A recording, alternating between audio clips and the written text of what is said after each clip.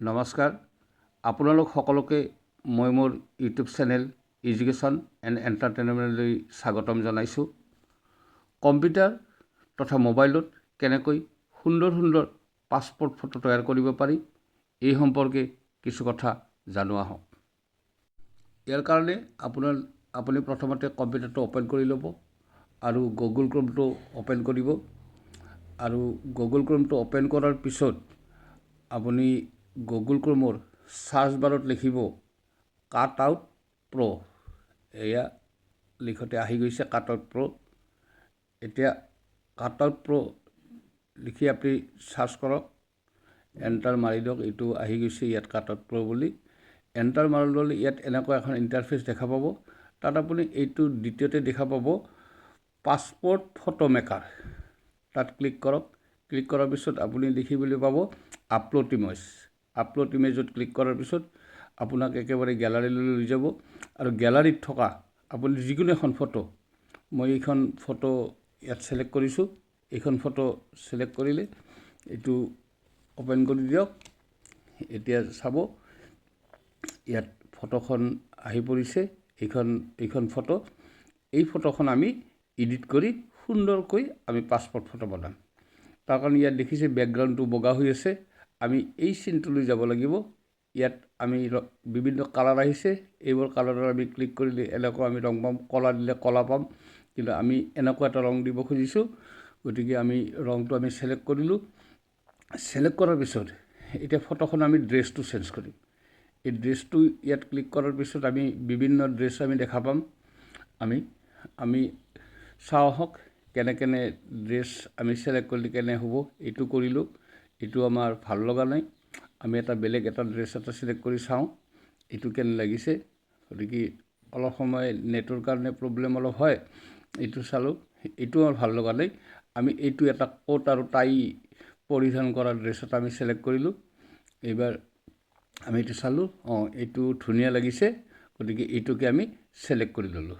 এইবাৰ পিছত আমি যাম একেবাৰে ঠিক এনেদৰে আমি ওমেন বা চিলড্ৰেন তাৰ কাৰণে আমি ড্ৰেছ ছিলেক্ট কৰি ল'ব পাৰোঁ।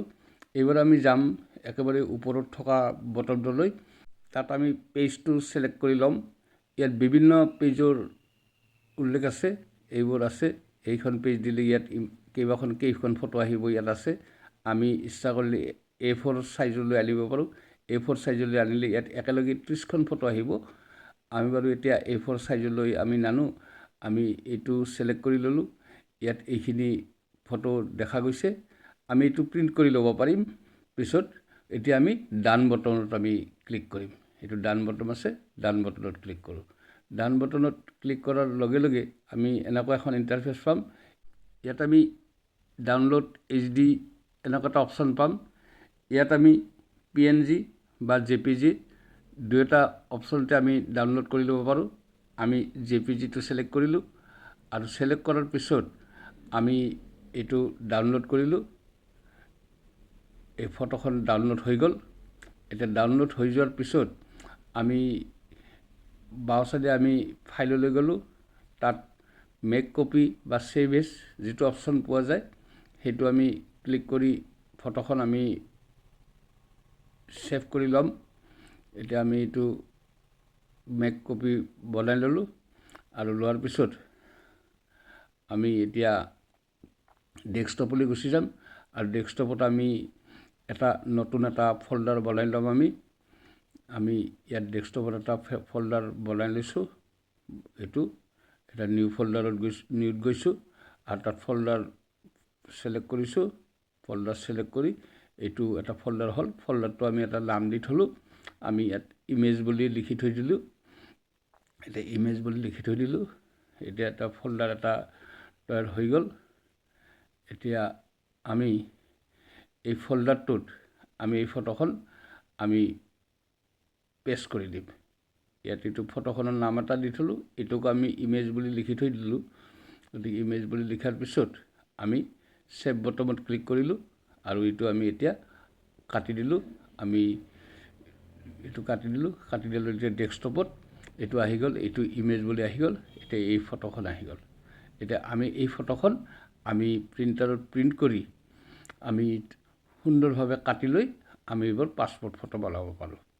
ভিডিঅ'টো কেনে লাগিলে জনাব, ভাল লাগিলে এটা লাইক কৰিব আৰু মোৰ এই চেনেলটো আপোনালোকে ছাবস্ক্ৰাইব কৰি থ'ব। ধন্যবাদ।